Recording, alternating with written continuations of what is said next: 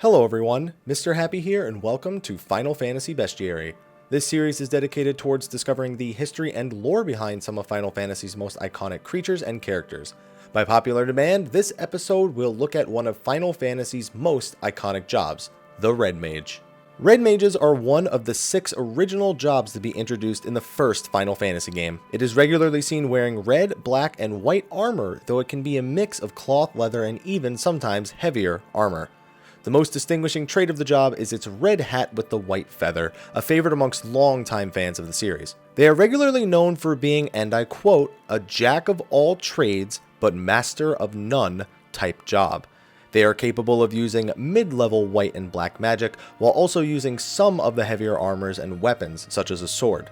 Later on in the franchise, the job began to look for a firmer identity, and thus the fast casting theme was born. The job was given the ability to cast 2 spells at once, or cast spells at a rate that was faster than the other mage jobs. As stated before, Red Mage first appeared in Final Fantasy I, alongside White Mage, Black Mage, Warrior, Monk, and Thief. In this game, you were forced to select your party's job composition before starting the game, and you would be unable to change jobs once you started. Because of its versatility, Red Mage is often considered to be a favorite to include, as it's capable of adapting to the different obstacles the game throws at you. Towards the late game, its lack of a dedicated role and its generally low stats can be a problem, but this is somewhat alleviated by the job's advancement to Red Wizard later on. This enhancement gives them the ability to access 3rd tier elemental and curative magics. They still struggle with healing the entire party through AoE attacks though, as it lacks any sort of AoE heal other than items such as the healing staff. While jobs were not directly included in Final Fantasy II, the character Scott wears armor resembling that of a red mage in his earlier sprites. Later depictions definitely separate the character from this image however. Final Fantasy III would be the game that saw the introduction of the job system, the ability to change jobs throughout the length of the game. With this, Red Mage returned after obtaining the Blessing from the Wind Crystal. They retain a similar function to Red Mage in Final Fantasy I pre-job advancement, though unfortunately because the job never grows into a Red Wizard, it falls off hard as you progress later into the game. This is generally considered to be one of the weakest depictions of Red Mage in any Final Fantasy title, as the best it can do is Tier 4 black and white magic. Final Fantasy IV had no characters depicting a Red Mage, though the combined forces of Palom and Porom can be considered to be similar to that of a Red Mage.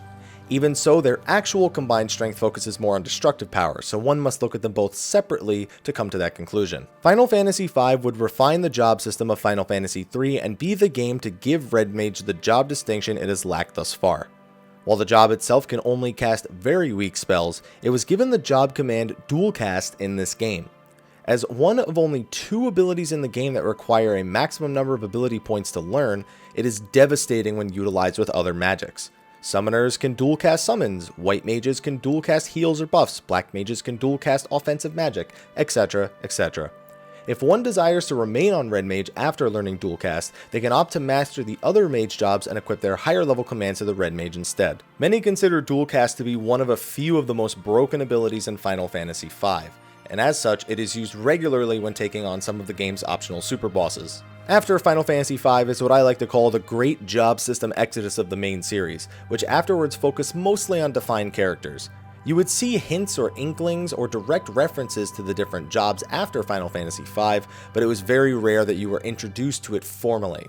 Final Fantasy IX had NPCs that dressed like Red Mages, and Vivi's trance allowed him to dual cast spells, but the next time we would really see the job system would be in Final Fantasy XI. Final Fantasy XI attempted to further enhance the depiction of the job in Final Fantasy V as a quick spellcaster.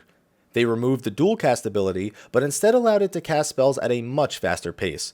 Between abilities like the Fast Cast and Chain Spell, their cast times were far shorter than any other job for much of the game's lifecycle. They were also given some unique supportive skills, such as the Refresh ability to restore MP over time, Phalanx to reduce damage taken, and buffs that allowed their melee attacks to deal additional elemental damage.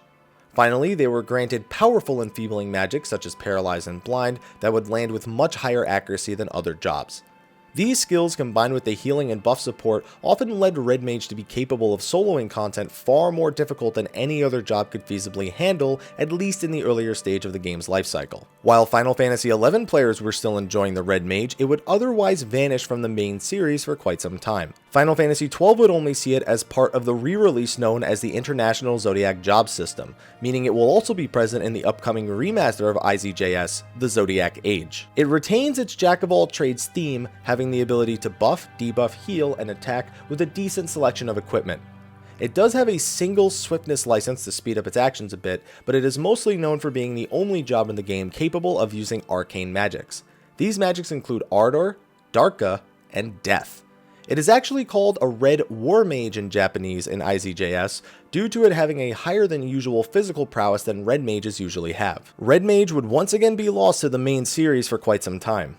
An adornment for monsters that resembles the Red Mage hat was present in Final Fantasy XIII too, and in Lightning Returns, one of the garbs was that of a Red Mage, but that was pretty much it for the main Final Fantasy series for a while. You had to play games like the Bravely series to see it otherwise. Recently, Red Mage was announced as one of the new jobs to be introduced in Square Enix's other Final Fantasy MMO, Final Fantasy XIV. As part of the Stormblood expansion, Red Mage utilizes a rapier and a magicked crystal medium to decimate foes with a combination of chain spell red magics and fast melee strikes. Capable of dashing in and out of the fray, the Red Mage is going to be a pure ranged magical DPS with some melee capabilities in its appearance in Final Fantasy XIV. This is a far cry from the jack-of-all-trades mentality the series is used to. However, the change was considered mandatory to make it fit within the rules of Final Fantasy XIV's combat system. The job's reveal has been met with mostly praise from the community despite its change in functionality from a hybrid job to a pure DPS. And with that, we now wait patiently to see how the Red Mage will play out in Final Fantasy XIV's next expansion. I'm sure the Red Mage will continue to see use in off titles for the Final Fantasy series, and hopefully it does well in Final Fantasy XIV. That's going to be it for this episode of Final Fantasy Bestiary. Again, thank you to the Patreon supporters for helping bring this series back.